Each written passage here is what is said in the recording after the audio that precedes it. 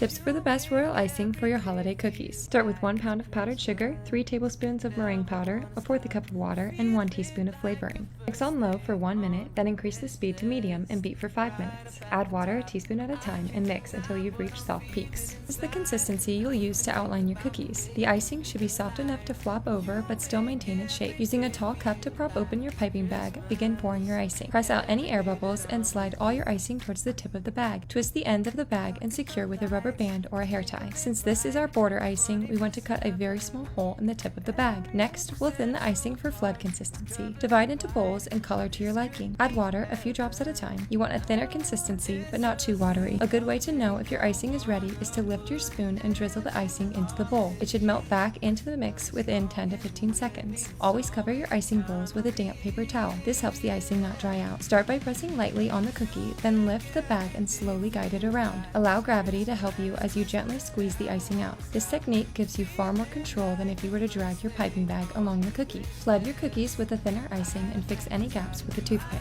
While the icing is still wet, you can swirl colors together to create fun designs. It's important to note to only decorate on cookies that have been fully cooled, or you risk your icing melting off the sides. Top with edible glitter or sprinkles for a festive holiday touch.